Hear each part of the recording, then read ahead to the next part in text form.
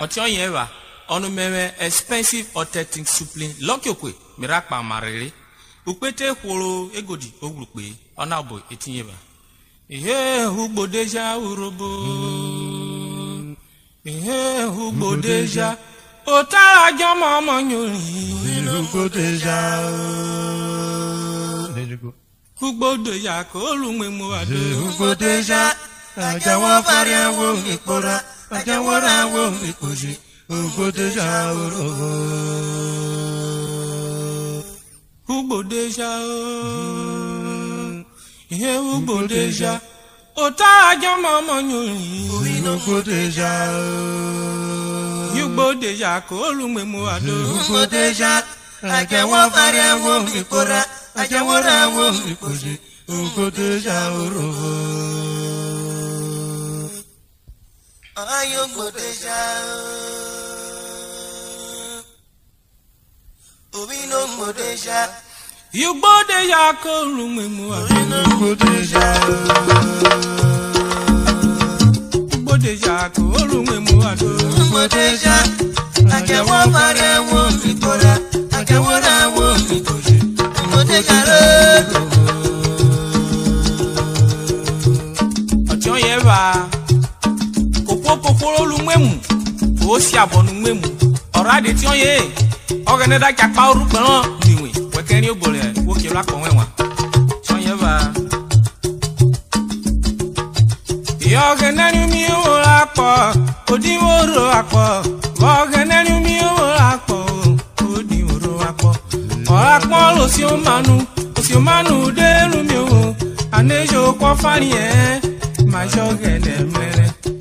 Video ogene wo na peje ke ma vo wo si o manu wo de ju emle ogene ri mi o rapo o di oro apo Ogene ri mi o rapo o di oro apo ogene ri mi o rapo o di oro apo rapo o so manu de ru mi o ane jo kwa famle Iba ogene mewe. video ogene wo na peje ke ma vo wo si o manu o de ju weme ogene ri mi o rapo o di oro apo ogene ri mi o rapo ayen se omo me velo suwe e Sylvester Otuku rapo na ro si o manu de ru mi o ane yo kwa famle iba jo ngene video ogene wo na peje ke ma vo wo si o manu o de ju weme ogene ri mi o rapo o di oro apo ogene ri mi o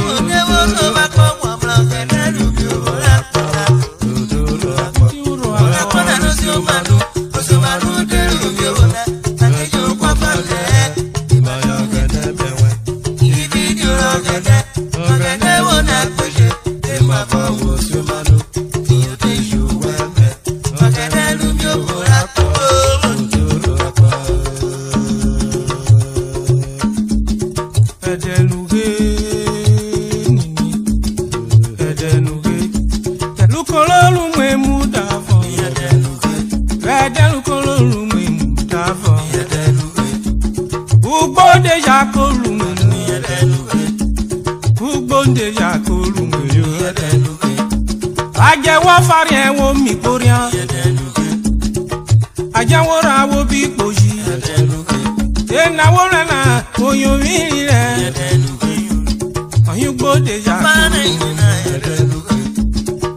Wamle mulokolo mi we Urhobo wo se take Wa fake muna no gbe mi omi ara Oko yo wi Ona luwo re na Polo na mle wele I video lagene ora mle wele I video lagene ora mle wele Ona yelo mofa Woni ale no na yelo mofa Wo mo wi ota we ko iwo dwe Polo na mle wele I video lagene ora mle wele I video wewi woni ale no wa yere fulu wewi wo vle pota fe afare kan yi wo gbe won le ya o gbo sare kwa wo lolo na mle wele video agena umi wo ko la po umi wo ko la po le ololo na ni ere anobalo ran ikan ya dale yusa anobalo ran ikan ya dale yusa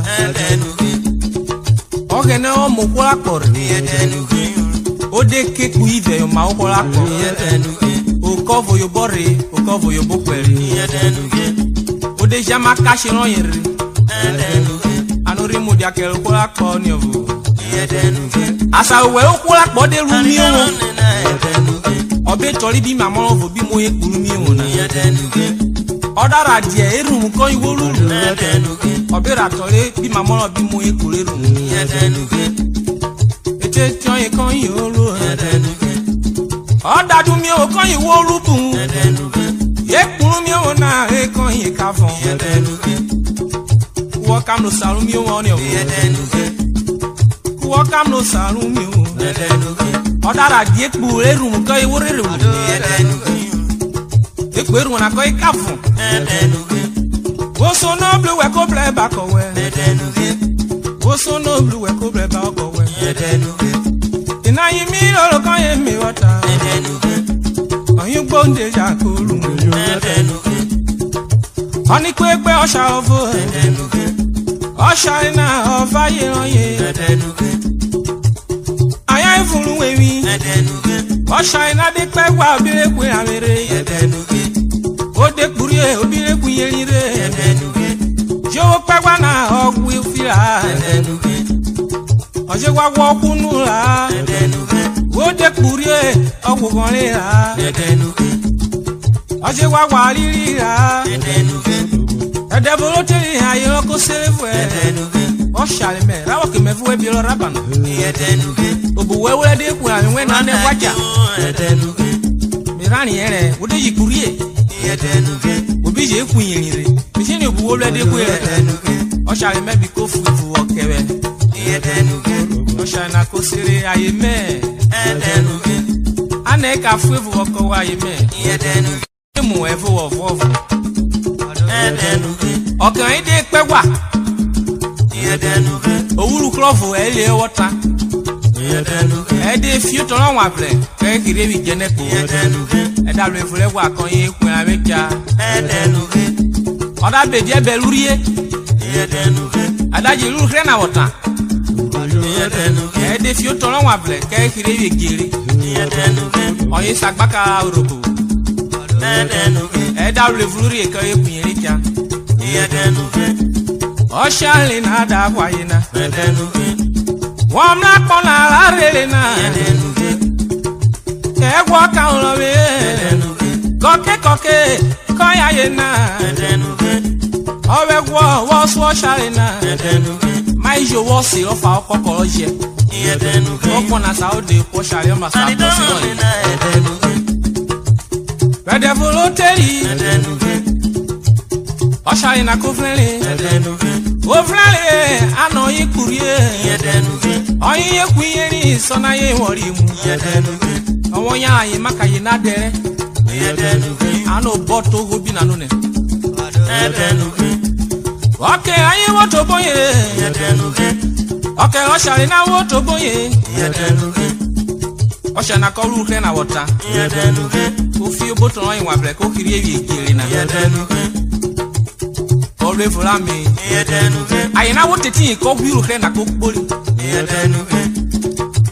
ejere mo na mere wo na mere obe mu kre na ejere na ko de mana ejere na ko de mana ani kono re mu na ayo ye fu ebu ko ana ayo ye re mu na na ano yoma ano jure na ekao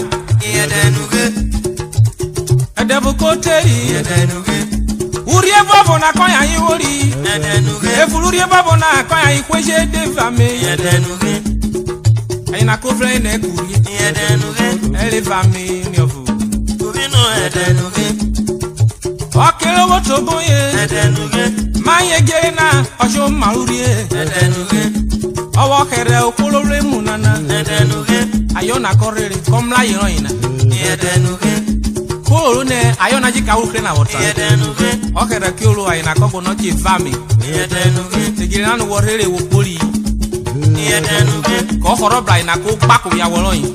Edenuge. Ovaye na worora mi. Edenuge. Ovaye na worora mi. Edenuge. Wolungme mu no saru mi o. Edenuge. Ode ugbo deja. Edenuge. Ayun gbo deja ko rungme mu. Edenuge. Ayun gbo deja Ani ko don rungme na edenuge. mu. O wa ikwe pa we so bonu mi o. Edenuge. Je mu me wa tana ku mi o yo yi. Edenuge. Anu mi o akon yo yi. Edenuge. Ayun gbo deja ko rungme mu. Edenuge. Ya sun ni lo mi re we bo. Edenuge. Ti lo gboro nínú. Edenuge. Ocho yeba. Me walking and now you miregwa. Chief and Chief Mrs. Fred. Majemite. Ose mi pẹ̀lú wọn. We ko bi lo bolwo lo ke wo. We ba yin we se ni feti o. Bo ba lo won ya pon we la. Ti yin le miregwa. Expensive, authentic. Ebi yemi gabari. In ye ken one of Ugara Kingdom. Hey, bi yemi gabari. You too much. Kowe. When you megwa Mr. Robinson. Regarding police officer. Obevule ko yoda dia. Amu ya Urhobo. Kweji yenwe we ko bilo bolwolu okebe. Oji when you okay Mr. God's power. If ya wire otuta Urhobo. Yo buleta wa. Obevule ko yoda dia. Ya tanao Mr. Felix Oguwo. Who said below she today? Hello, Kwetana Wirewe. Everywhere Emily Muria.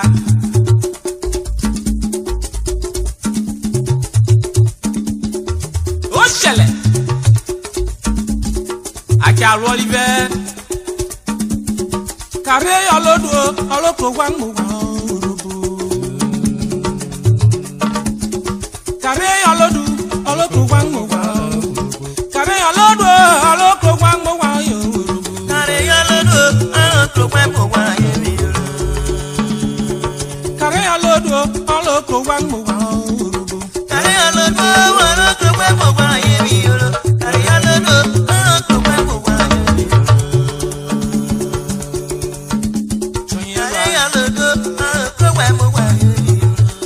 All over one more. Carry a load, all over one more. Carry a load, all over one more. Carry a load, I'm all over one more. Carry a load, all over one more. Carry a load, all over one more. Carry a load, I'm all over one more. Morimo, question up and Morimo, question up and on the wiring way. Morimo, question up and on the wiring way. Morimo, question up and question up and question up and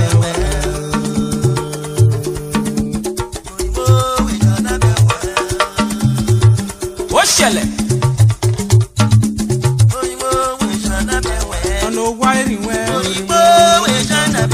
On the wiring way.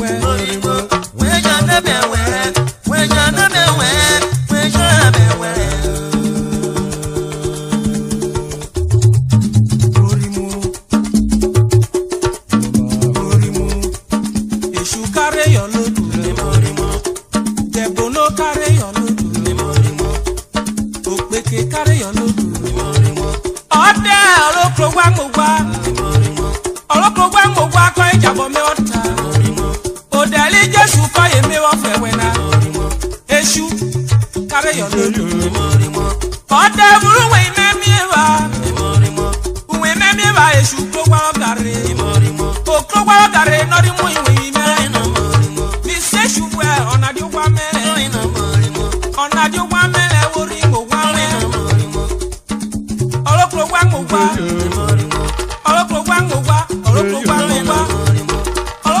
ngogwa olokogwa ngogwa eshukare yolo oderi jesu koye me ofewe idebo no kare yolo ode wona korare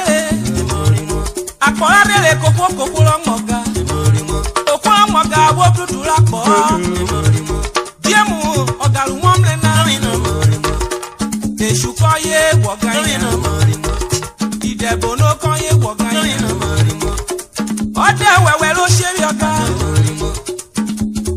korara orara de nwoko orara bi ode joye oga yo woni obo mebi ko wo blu rapo shukare yo lo opeke kare yo lo wam na korare na okire krabe ko wa koroye okwa koroye yo bo mulo ode okwo kire boye olokire boye ko yo bo imuru opo opeke kare yo lo opeke kare yo lo wo dali jesu ko ye me opewe kare yo lo wam na korare na e ako wuyo ni lawo ko gwale ko ne to bam na sabe daje wuyo iwe wa kaka kami kwera ujo shukare yo lo opeke kare yo lo shukare yo lo shukare yo lo opeke kare yo lo amede bu bikura ko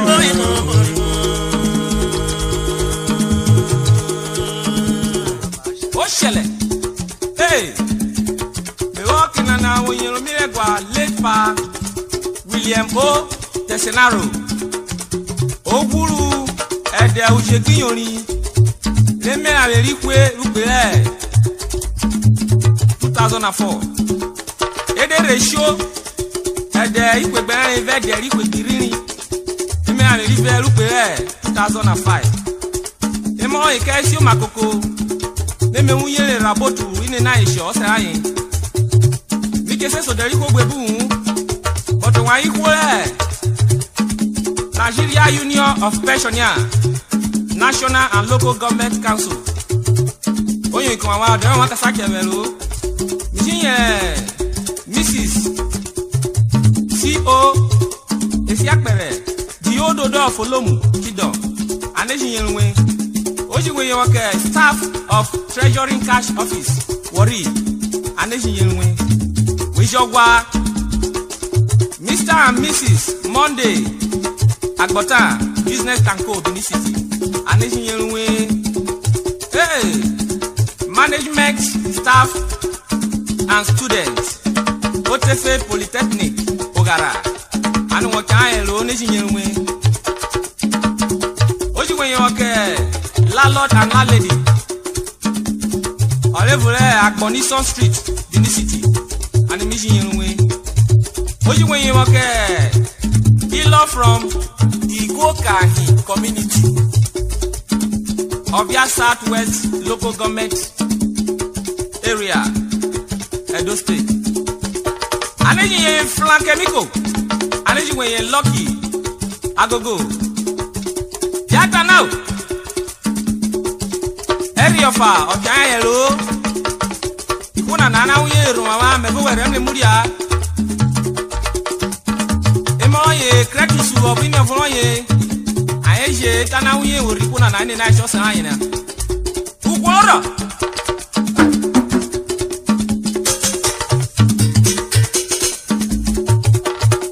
Ejo che koko kworo kwaya.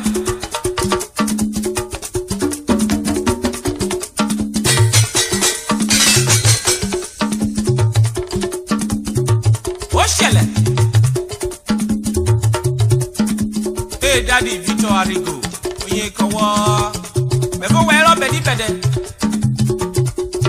Do shake. Roger. Hey Samweke. Expensive Samweke. Hey engineer. Hey Attorney. Onyeka.